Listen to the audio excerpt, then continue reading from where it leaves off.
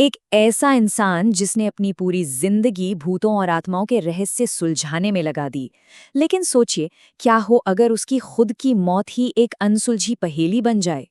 आज हम बात कर रहे हैं गौरव तिवारी की, भारत के एक जाने माने पैरानॉर्मल इन्वेस्टिगेटर की, जिनकी कहानी जितनी दिलचस्प है उतनी ही रहस्यमयी भी।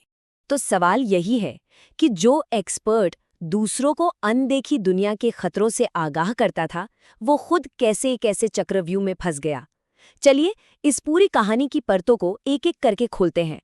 कहानी का वो दिन, गौरव की जिंदगी का आखिरी दिन। ये एक बिल्कुल आम दिन की तरह ही शुरू हुआ था, पर इसका अंत किसी ने सपने में भी नहीं सोचा होगा। तो बात है 7 जुलाई 2016 की सुबह की। 32 साल के गौरव तिवारी अपने घर पर थे, रोज की तरह अपने काम में लगे हुए थे।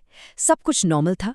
करीब 11 बजे वो नहाने के लिए बाथरूम गए और बस कुछ ही पलों बाद बाथरूम के अंदर से एक जोरदार धड़ाम की आवाज आई।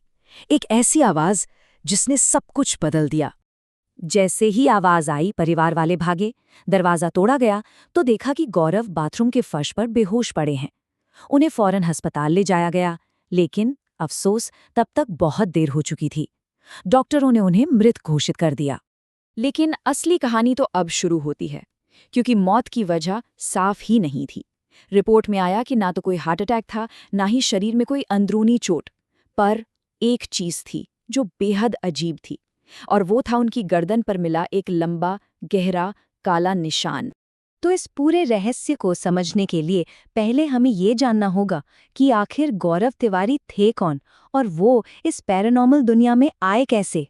आपको ये जानकर शायद हैरानी होगी कि गौरव असल में कमर्शियल पायलट बनना चाहते थे। जी हाँ, इसी सपने के साथ वो अमेरिका भी गए थे। लेकिन वहाँ उनके साथ कुछ ऐसा घटा कि उनकी जिंदगी की उड़ान ने अपना रास्ता ही बदल लिया। ये सब शुरू हुआ फ्लोरिडा के उनके अपार्टमेंट में, जहाँ उन्हें बड़े अजीब अजीब अनुभव होने लगे।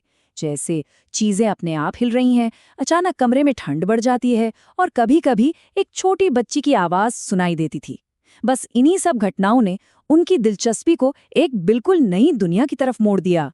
जब गौरव भारत वापस आए तो उन्होंने इसी फील्ड को अपना करियर बना लिया, और बहुत ही कम समय में वो देश के सबसे जाने माने पैरानॉर्मल एक्सपर्ट्स में गिने जाने लगे। अपने छोटे से करियर में उन्होंने 6000 से भी ज्यादा ऐसी जगहों की जांच की जिन्हें भुताहा या हॉन्टेड माना जाता था।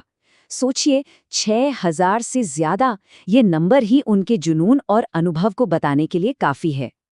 उन्होंने भानगढ़ किले से लेकर कुलधरा गांव और मुकेश मिल्स तक भारत के लगभग हर डरावनी जगह पर इन्वेस्टिगेशन की थी। इतना ही नहीं, उन्होंने इंडियन पैरानॉर्मल सोसाइटी भी बनाई और कई पॉपुलर टीवी शोज में भी नजर आए। लेकिन यहाँ एक बात समझना बहुत जरूरी है। गौरव कोई तांत्रिक या अंधविश्वासी इंसान नहीं थे। उनका तरीका पूरी तरह से साइंटिफिक था। वो सिर्फ और सिर्फ अपने गैजेट्स और उनकी रीडिंग्स पर भरोसा करते थे, किसी सुनी सुनाई बात पर नहीं। उनका करियर एकदम पीक पर था, लेकिन अपनी मौत से कुछ ही हफ्ते पहले उन्हें एक ऐसी चेतावनी मिली थी जिसने शायद उन्हें अंदर तक डरा दिया था। जिस वक्त गौरव की मौत हुई, वो एक केस पर काम कर रहे थे, एक ऐसी जगह जहां उनके इक्विपमेंट के हिसाब से 1 या 2 नहीं, बल्कि 12 आत्माओं की मौजूदगी दर्ज हुई थी। अपनी मौत से बस कुछ दिन पहले गौरव ने अपनी पत्नी को एक बहुत ही डरावनी बात बताई थी। उन्होंने कहा था कि एक नेगेटिव शक्ति है जो उनका पीछा कर रही है और उन्हें अपनी दुनिया में खींचने की कोशिश कर रही है। तो चलिए अब वापस उसी सवाल पर आते हैं जहां से हमने ये सब शुरू किया था। आखिर गौरव तिवारी की मौत के पीछे का सच क्या है? देखिए, इस केस को लेकर ना कुल मिलाकर 3 थ्योरी सामने आती हैं। पहली, जो पुलिस की ऑफिशियल रिपोर्ट है, वो इसे सुसाइड बताती है। दूसरी थ्योरी वो है जिस पर ज्यादातर लोग यकीन करते हैं कि ये उसी नेगेटिव फोर्स का हमला था। और एक तीसरा एंगल भी है जो इसे एक प्लान्ड मर्डर मानता है।